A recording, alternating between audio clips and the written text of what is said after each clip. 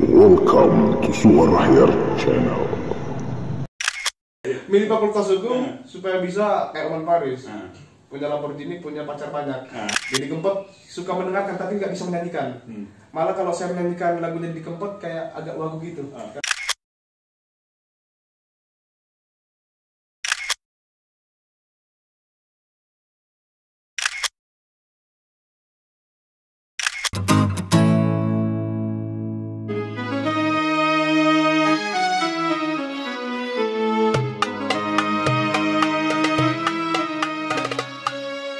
Ini yang selalu saya tanyakan ketika ketemu teman-teman kayak Frans. Kenapa sih lawyer ini kok Batak oke? Karena memang dari sananya memang udah didukung oleh karakter kan ya. Karakter yang bisa saya bilang tegas dan juga di posisi memang susah untuk negosiasi gitu. Memang kalau AA, BB, CC gitu. Jadi kalau bilang ini salah, ini benar, itu benar gitu. Tapi kalau tokoh yang paling kamu idolakan, advokat gitu. Saya sebenarnya mengidolakan almarhum Munir. Almarhum Munir ya? Ya. Kenapa? Kalau yang sekarang mungkin ya susah mencari orang yang. Enggak, kenapa milih Munir? Kalau dulu sebenarnya ini sebelum masuk fakultas hukum sebenarnya idolanya Oman Paris. Wis. Karena balik gitu. Karena dulu kan pragmatis. Iya. Milih fakultas hukum supaya bisa kayak Oman Paris. Punya Lamborghini, punya pacar banyak.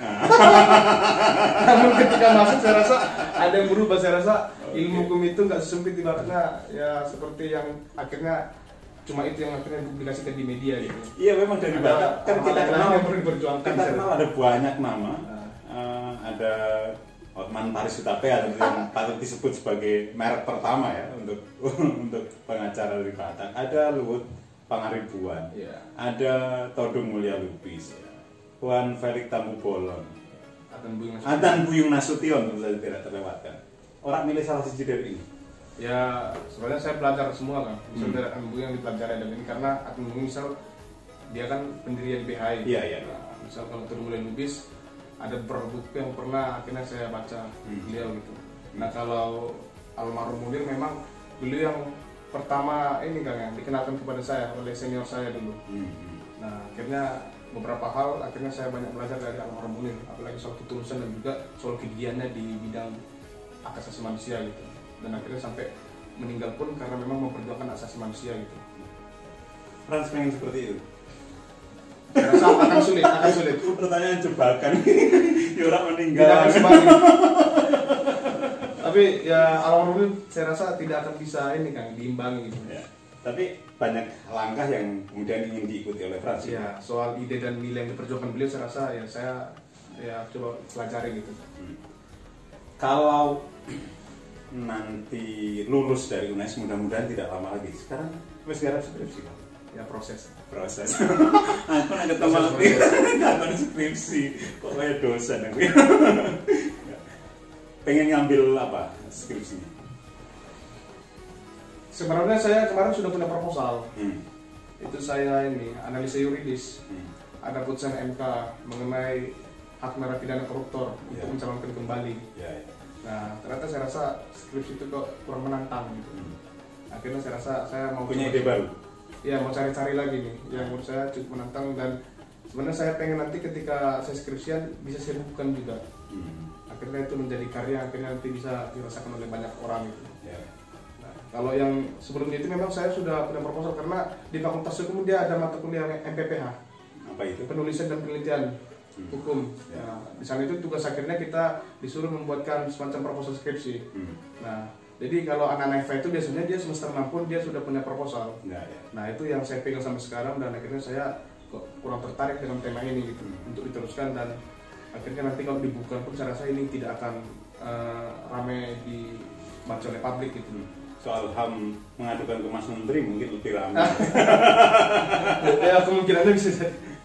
Karena memang grafiknya kan Pak Nadiem ini kebetulan lagi disorot terus ya. Apalagi di tengah pandemi kemarin bicara soal PJJ, pembelajaran jarak jauh yang akhirnya banyak menyulitkan siswa. Apalagi sedangkan di perguruan tinggi pun dia yang akhirnya saya bilang yang aksesnya atau mungkin dia metodenya lebih gampang, akhirnya juga banyak masalah, apalagi misal di SD, SMP, SMA yang akhirnya juga bicara bagaimana di Indonesia yang bagian yang susah dijangkau oleh internet dan segala macamnya gitu. Nah di PJJ bermasalah di sistem zonasi. Akhirnya kemarin juga banyak ribut-ribut, banyak emak-emak yang akhirnya menggugat Menteri Nadiem atau mungkin mempersekutukan dari Makarim. Juga kemarin rame-rame soal POP, akhirnya 2 ormas besar bersama PGRI akhirnya menarik diri dari lembaga yang dibentuk oleh Pak Nadiem. Dan terakhir kita meributkan perihal biaya kuliah. Di teman-teman yang akhirnya saya lihat bahkan sampai sekarang pun belum berakhir gitu. Ini di beberapa kampus saya rasa masih terjadi demonstrasi gitu. Bahkan di Undip pun kemarin baru demo ya, yang berhadapan sama polisi akhirnya sampai malam demonya. Di beberapa kampus kayak di teman-teman Jakarta, Unair juga sampai sekarang masih tetap melakukan konsolidasi gitu. Oke, ini saya pengen tahu hal dari aktivis hari ini. Bagaimana cara membangun jejaring sekarang? Bagaimana membangun jejaring? Saya rasa sekarang sangat gampang kan. Karena kebetulan kita dihadapkan kepada situasi atau mungkin posisi yang hampir serupa. Jadi kebanyakan kan kita mengambil teman-teman atau mungkin menjadi teman-teman yang punya perasaan yang sama dengan kita. Misal soal biaya kuliah nih, bagaimana cara menjaringnya? Saya rasa sangat mudah menghubungkan soal apa yang terjadi di UNES dengan apa yang terjadi di beberapa kampus. Dan juga sekarang kita bisa dibilang akses ke media atau akses ke pers itu bisa dibilang bisa gitu, atau mungkin difasilitasi terus oleh teman-teman pers itu. Jadi soal jejaring ke pers juga saya rasa tetap jalan. Juga soal lembaga-lembaga atau NGO. Karena kebetulan kan teman-teman UNES secara khusus ya, memulai gerakan itu kan dia nggak setelah 2 tahun. Jadi dia proses panjang berkelanjutan gitu. Berkelanjutan terus. Nah, akhirnya saya lihat ini tidak akan ada berakhirnya gitu, karena memang proses kaderisasi tahun ke tahun jalan terus dia. Sehingga memang beberapa NGO juga sudah memiliki kedekatan atau mungkin sudah punya hubungan emosional gitu. Misal berhadapan dengan aspek hukum, kita sudah punya teman-teman LBH gitu. Kalau yang kaitannya informasi publik sudah Pak Tiro gitu. Kalau Jakarta pun saya rasa LBH bisa menghubungkan dengan LBH gitu. Jadi semua ada ya hal-hal yang saya rasa tidak bisa terputus itu. Oke, beberapa waktu lalu sejak masa pandemi, ini hal lain tentang Frans. Ini dia tiba-tiba menjadi pesaing saya. Jadi moderator seluruh acara sing tamunya keren-keren gitu. Ya, acara DPR. Ya, DPR. Bikin tajuknya DPR. Apa itu DPR, Frans? DPR itu dialog perihal rakyat. Dialog perihal rakyat. Jadi di sana macam webinar gitu ya? Ya semacam webinar. Nah, mempertemukan. Ya, tapi tidak formal, tapi ya diskusi biasa aja ya. Nah, narasumber ini kadang-kadang lah tokoh-tokoh nasional gitu, yang aku nyanda. Siapa saja yang sudah terlibat di DPR gitu? Kemarin ada sekitar 4 atau 5 kali ya. Kita 4 kali ya. Dan akhirnya saya memilih sebenarnya bisa fokus ke yang lain dulu. Nah, aman, berarti saya aman ya. Ya, yang sudah terlaksana dulu. Apa saja yang sudah yang pertama itu membahas soal nasib buruh di tengah pandemi. Dimulai sebenarnya di situ karena dulu itu kan ramainya PHK. Secara massal, karena memang COVID ini kan berdampak juga kepada sektor industri. Akhirnya banyak pengusaha yang akhirnya mem-PHK secara sepihak. Ditambah ada beban Omnibus Law yang akhirnya sampai sekarang juga masih rame-rame diperbincangkan terus. Nah, saya mengundang Bu Bivitri, itu dosen pengajar di ST Jentera, dan juga Mbak Nini Elitos, beliau Ketua Umum Konfederasi Kasbi Nasional. Dilanjut di sesi berikutnya itu saya mengundang Jenderal Mokhtar Arifin, Mas Uceng dari Jogja. Ya, dengan itu pokat itu ya? Iya, yang sering di Mata Naswa, yang sering nongkrong di LC lah. Ya. Dengan Mbak Aspi Nawati. Jadi dia sudah kelasnya dengan Najwa Shihab, kelasnya dengan Karni Ilyas lah. Karena tamu-tamu yang dia undang, narasumber yang dia undang itu narasumber-narasumbernya Mata Najwa dan ILC. Yang ketiga itu Rocky Gerung dengan Pak Herlambang bicara soal demokrasi. Dahsyat. Apa pengalaman yang kamu dapatkan dengan memandu orang-orang yang bagi banyak orang tak terbayangkan ini? Ya, biasa aja sih. Ya biasa. Namun soal ilmu saya rasa saya banyak mendapatkan hal dari beliau-beliau gitu. Namun soal bagaimana kesan moderator mereka, saya rasa ya saya di kondisi ya biasa-biasa aja gitu. Karena mereka juga biasa aja dan karena mereka juga manusia seperti kita ini kan. Padahal aku merasa mantu Frans luar biasa loh. Tapi ya saya merasa beruntung. Saya ibaratnya pemuda dari desa, nggak punya titel apa-apa, bisa duduk ini ya satu meja misalnya atau satu forum dengan tokoh-tokoh nasional gitu.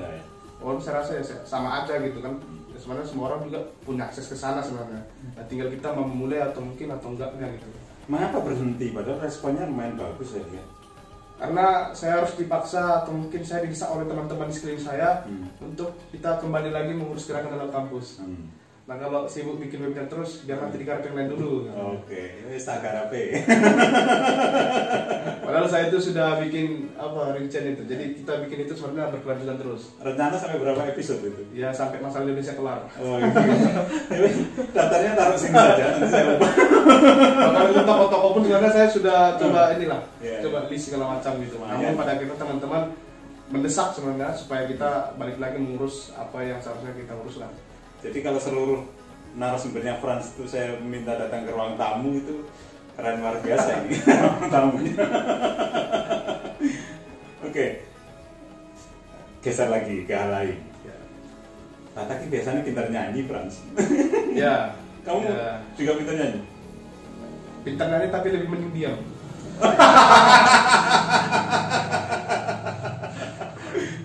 Ini padahal kalau nyanyi ya mentoknya nanti malah jadi orasi. Ya kalau nyanyi ya bisa lah. Tapi yang nggak bagus-bagus sama suara. Apa yang paling kamu suka? Lagu apa gitu yang paling kamu suka? Ya kebanyakan lagu Batak sih. Saya kira Didi Kempot. Didi Kempot suka mendengarkan tapi nggak bisa menyanyikan. Malah kalau saya menyanyikan lagunya Didi Kempot kayak agak wagu gitu. Karena beberapa. Apa lagunya Didi Kempot yang paling kamu ingat? Itu Bojo Anar itu. Dajjal Frans. Menarik loh. Nanti saya translasikan. Ini saya sedang mendowngrade Frans. Di beberapa konsernya beliau juga saya datang. Oh iya? Iya. Terakhir itu saya ini sebelum beliau meninggalkan kita semua, saya ikut konsernya beliau di Semarang di Stadion Diponegoro. Saya cukup menikmati. Dan bahkan kalau di kos pun saya sering mendengarkan. Bahkan kalau misal lagi perjalanan jauh di mobil itu kita biasanya mutarnya itu. Karena memang saya rasa ya semua telinga terlepas dia sukunya apa, saya rasa cukup nyaman kalau mendengarkan lagunya beliau gitu kan. Paham tapi lagunya Didi Kempot? Paham. Tapi untuk kita menyanyikannya agak susah. Untuk mengeja diksinya ya kadang beberapa kali coba ya. Bisa dengar. Saya pengen dengar perancangan itu. Itu kelambi anyar loh. Jadi kayak apa teko. Jadi akhirnya terkesan agak bagus. Jadi kan teko itu kan datang ya. Pengejarnya kan dia teko. Nah malah teko gitu. Teko itu kan akhirnya tempat air. Beberapa kali malah diksinya akhirnya saya memilih diam aja, mendengarkan lebih baik daripada menghentikan Anda gitu. Mulai dengar Didi Kempot itu sejak di sini atau sebelumnya ketika masih di sini. Masuk di Semarang tahun berapa kamu? 2016 kan? 2016 ya. Itu keluar dari Sumatera untuk kali pertama atau sebelumnya sudah pernah? Pertama kali. Deso ya berarti. Bukan, tapi beberapa kali ya pernah misal ke Lampung. Tapi untuk bertahan secara lama baru kali ini. Tapi kalau ke Jakarta ya udah pernah juga. Tapi untuk ibaratnya 1-2 hari gitu acara-acara keluar karena orang Batak itu kan kita kenal merantau kan ya. Jadi dia di mana-mana pasti ada. Walaupun jumlahnya dia nggak banyak. Tapi kultur atau mungkin karakter yang suka merantau itu akhirnya ya itu ada di keluarga saya. Keluarga saya misal di Lampung ada, di Bekasi ada, di Jakarta ada, bahkan di Jawa pun ada, di mana-mana ada gitu. Jadi enak ya kemana-mana. Kemana-mana punya keluarga, kemana-mana punya penginapan lah. Kampungmu di mana itu? Di Simalungun. Di Simalungun. Berjarak 3-4 jam dari Kota Medan, dari bandara. Ke arah mana itu? Danau Toba. Jadi rumah saya ke Danau Toba kurang lebih 30 menit. Jadi rumah saya persis di dekat Kebun Teh Sidamani. Kebun teh terbesar kedua gitu. Oke. Menarik ini rupanya, Frans. Hobimu apa, Frans? Hobinya oh jangan ngomong demo. Demo itu profesi kali. Bener karena hobimu apa membaca? Hobi kok membaca? Apa hobimu kalau waktu luang di luar demo, di luar apa merencanakan aksi, di luar merencanakan gugatan apa itu? Ngopi kan. Ngopi. Kopi yang paling kamu suka kopi apa? Kopi Kang Putu. Walaupun memang kadang-kadang Jawa nyolu gitu. Kadang-kadang kalau di Kang Putu juga kopinya Ya bikin susah tidur. Mata melek terus. Enggak. Ngopi sejak kapan? Sejak di sini juga atau sebelumnya? Baru tertarik kopi setelah di Jawa. Hmm. Kalau di rumah itu bahkan dilarang sama ibu kalau ngopi. Lebih minum teh ya? Minum teh. Sama kalau ibu itu malah suka ya yang herbal. Apa itu biasa? Misal ada ini teh herbal di sana. Teh herbal, teh itu ya sudah herbal loh. Yang gitu-gituan lah. Ya, Ya kayak minuman jahe segala macam lah. Jadi kalau kopi itu kurang direkomendasikan. Sama kayak papa itu sebenarnya nggak bisa kopi dia. Karena kalau papa itu minum kopi itu matanya susah tidur. Jadi karena ya minumnya malah tuak.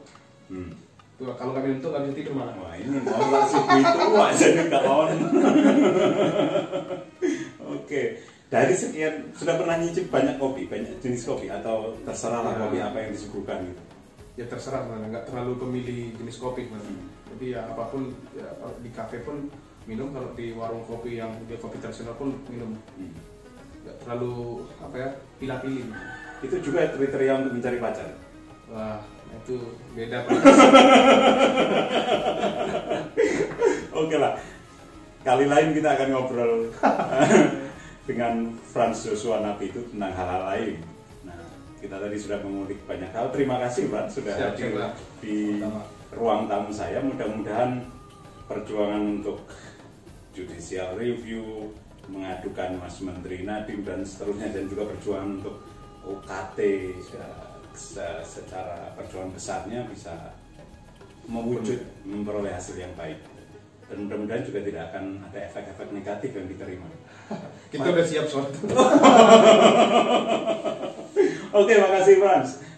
Kita ketemu di kesempatan yang lain lagi, dan kali ini saya ingin minta Frans untuk memberikan closing statement, bukan kata-kata terakhir. Closing statement saja. Apa yang Frans harapkan untuk semua hal itu? Harapan saya misal kalau kepada Pak Menteri misal, saya rasa harus ada ruang atau mungkin semacam proses menuju ke sana yang harus disiapkan segera. Karena kalau nggak disiapkan segera, ini saya rasa masalahnya makin akut dan makin kompleks. Sehingga memang kalau pendekatannya dia langsung dibukakan ruang atau mungkin kita diajak untuk berdiskusi soal hal yang sifatnya nanti membangun atau mungkin mendapatkan solusi, itu saya rasa akan sedikit baik untuk menjawab apa yang menjadi keresahan mahasiswa. Nah, untuk kampus saya rasa ini sebenarnya momentum buat kampus untuk mengapresiasi sebetulnya langkah-langkah yang dilakukan mahasiswa, karena ini langkah yang kita ambil sebetulnya dia akademis dan bahkan dia dilindungi oleh konstitusi gitu. Dan untuk kepada mahasiswa secara khususnya UNES, saya rasa kita memohon dukungan dan bantuan teman-teman untuk mengawal apa yang sedang kita perjuangkan supaya cita-cita atau mungkin apa yang sudah kita persiapkan di sebelumnya soal apa yang menjadi nanti outputnya itu dapat maksimal gitu, kita dapatkan hasilnya itu. Oke, closing statement Frans menutup perbincangan kita di ruang tamu kali ini. Terima kasih untuk Anda yang sudah like, subscribe, komen dan seterusnya. Saya akan berusaha untuk mendatangkan tamu-tamu lain. Jika Anda ingin ada yang pengen didatangkan di sini, sampaikan di kolom komentar. Saya akan berusaha untuk mewujudkannya sebisa saya. Terima kasih, dan akhirnya Assalamualaikum warahmatullahi wabarakatuh. Saya Ahyar M. Permana. Yuk berbagi cahaya.